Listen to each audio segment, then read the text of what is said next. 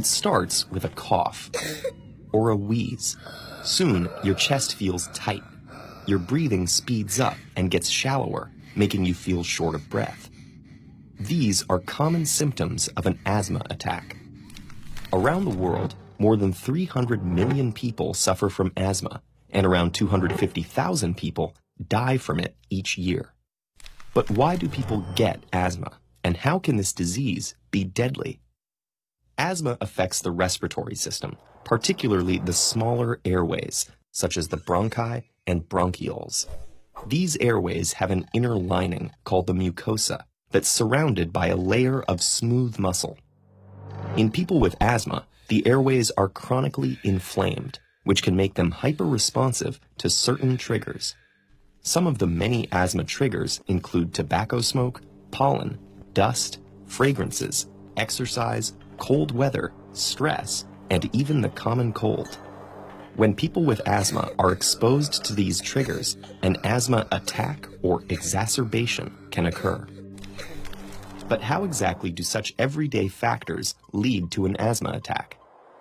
If an asthmatic is exposed to a trigger, the smooth rings of muscle that circle the small airways in their lungs contract and become narrow.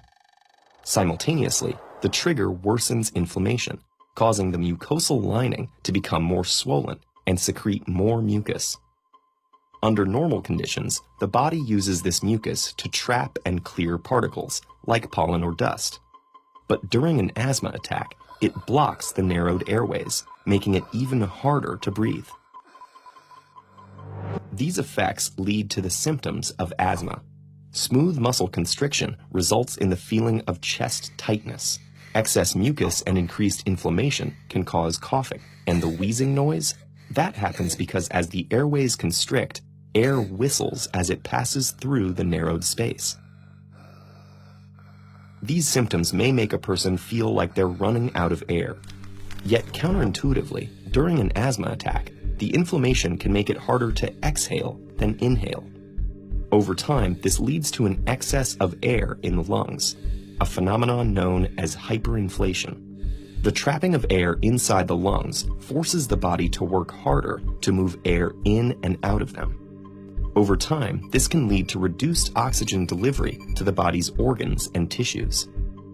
Sometimes, in untreated severe asthma attacks, the body can't keep up, which can lead to death from lack of oxygen. So how do we prevent these uncomfortable and potentially fatal attacks in people who have asthma? One way is to reduce the presence of triggers. Unfortunately, the world is an unpredictable place, and exposure to triggers can't always be controlled. This is where inhalers, the primary treatment for asthma, come in. These medications help asthmatics both control and prevent their asthma symptoms. Inhalers transport medication along the affected airways, using a liquid mist or fine powder to treat the problem at its source. They come in two forms. There are reliever medications, which treat symptoms immediately and contain beta agonists. Beta agonists relax constricted muscles, allowing the airways to widen so more air can travel into and out of the lungs. The other form of inhalers serve as preventive medications, which treat asthma symptoms over the long term and contain corticosteroids. Corticosteroids reduce airway sensitivity and inflammation, so asthma can be kept under control.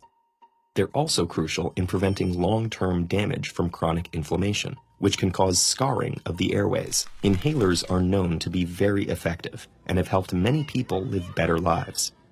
Although we've come a long way in improving how we treat and diagnose asthma, we still don't know its exact causes. We currently believe that a combination of genetic and environmental factors play a role, potentially acting during early childhood. Recent research has even linked poverty to asthma incidence. This may be due to reasons ranging from exposure to additional pollutants and environmental irritants to difficulties in obtaining medical care or treatment. As our understanding of asthma improves, we can continue to find better ways to keep people